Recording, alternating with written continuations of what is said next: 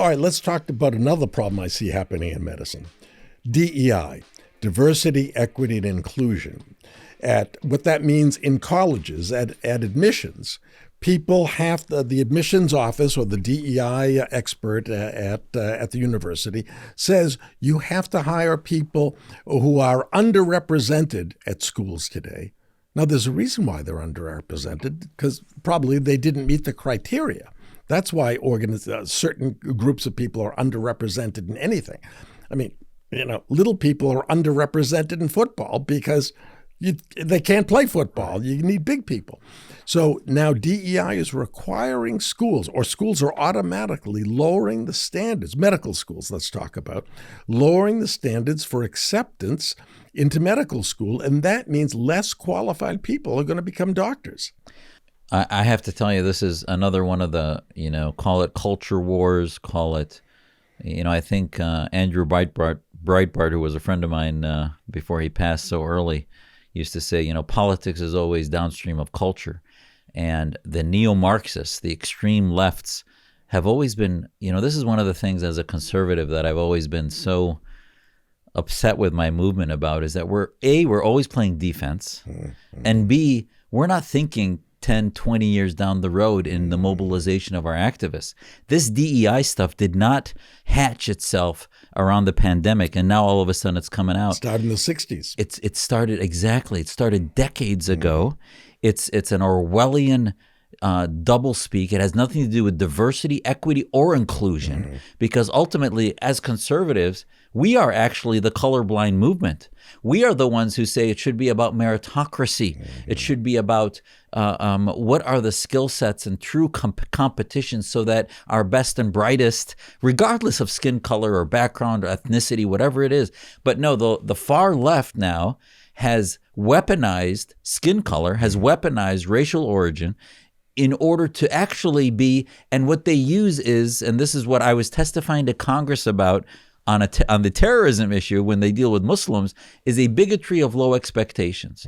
Is that when there was an op-ed written by a physician in the Washington Post, actually, African-American physician, who said, it's interesting, these DEI programs, she said in her op-ed, and I'm paraphrasing, she said, I've never felt discrimination from my colleagues or from the institution. She said, occasionally I'll feel discrimination from a patient that comes in and doesn't want a African-American physician to take care of them.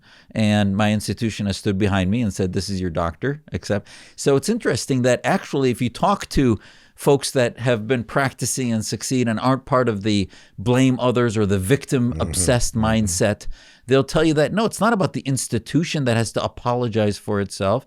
And even organizations like the AMA and others are now starting out meetings where they read from it. It almost becomes cultish, where they're reading a phrase that says, "We start this meeting because it's on stolen land."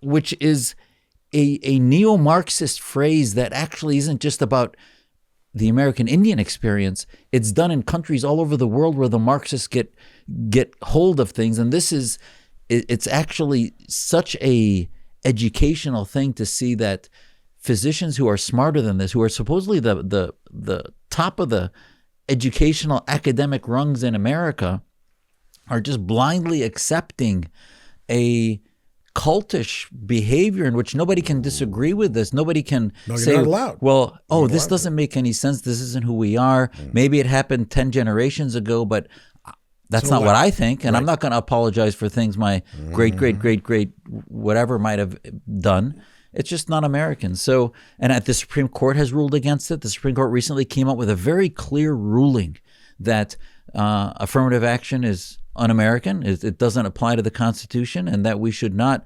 prefer people based on skin color or ethnic origin, and that it should be a meritocracy, and they're going to have to reevaluate all of that. And then they're wondering, now after October 7, with the barbarism that happened from Hamas, and we see the testimony from the heads of universities, and you see the Ivy League schools unable to condemn speech that advocated genocide. Right.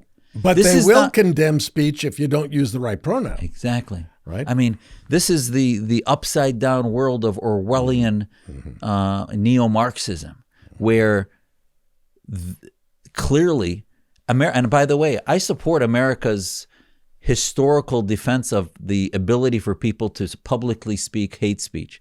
And the reason I support that is you want that to be exposed so that it can be treated with the antiseptic of sunlight versus what you see in Europe where hate speech is pushed underground and it boils and it prevents. If you try to deny hate speech, then you have to define it, and it can't be defined. But currently it's defined as you hurt somebody's feelings, so you can't say exactly. And then they start this super slippery slope of incitement. Right. And I will tell you, the Brandenburg versus Ohio decision with the KKK, in which they said that was what is incitement is when you directly call for the murder or the killing of somebody. But hate speech, as far as racism, etc., that's free speech. It's allowed. And calling for genocide, the wiping out of Israel from the river to the sea, and the inability for a president of Penn State, of Harvard, to openly say that genocide would be prohibited, that is incitement directly. One of them said, and I forget which one, well, if it leads to that action, then it's hate speech. They actually said that. And she says, what? They have to commit genocide in order for the speech to be hate speech? Other than that, it's not hate speech. So and I'm sure you're referring to Elise Stefanik, who is a congresswoman. I forget what state she's from. New York. But I immediately, after watching that presentation, went to the website and made us a nice donation. And she called me on Monday. The next Monday, I'm going to be on her team. She is, if not for her, this wouldn't have surfaced. Because all the people who questioned those professors ahead of time didn't make the same point that Elise Stefanik did. And when she said, now I'm going to ask you again, the second time, I'm going to give you another chance to answer this, yes or no.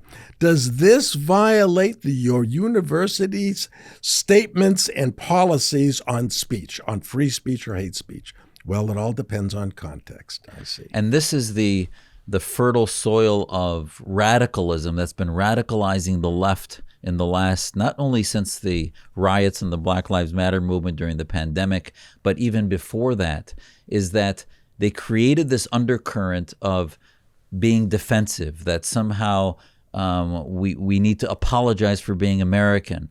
And to me, there's a deep racism, there's a fascism in that, in which they hold certain communities to lesser standards. And we see President Gay herself is no longer, they're not saying she committed plagiarism, they're saying she had duplicate some kind of duplication of verbiage or something, or didn't give that's correct bigoted. reference. I mean, why say that's duplication but yet when I think somebody else commits it? They're corrupt. The records are going to show in the investigation that 20 students had been fined or thrown out of school for this. Yes. Okay, but not the president of Harvard. If I was African American, I'd be insulted. Insulted by her. That I'm going to now be looked upon as somebody who's held to a lower standard. And as a Muslim American Muslim, this is why I've been so outspoken about radical Islam and political Islam, because I want to earn people's respect. Not only do I not want to be associated with it, I don't want people to give me a pass because I'm Muslim and be worried about being called Islamophobes or bigots. And this is the undercurrent that's been brewing in America, in which the Islamists are working hand in hand with the DEI folks and the neo-Marxists. It's called the Red-Green Axis. The Red-Green Axis started globally with the Venezuelas of the world, working with Iran, with the Chinas of the world, working with the Islamists of Hamas and Hezbollah and all these others, in which they together demonize the West, demonize free society, demonize Israel. That's why the UN spends all of its time focusing on Israel, the only true democracy in the Middle East. One. Right. And they focus on them because the red-green axis is globally, it has the macro effects at the UN of being anti-Western, anti-freedom. Microscopically, granular in the on the streets, it's the Ilhan Omars of the world working with AOC, the far left progressivists.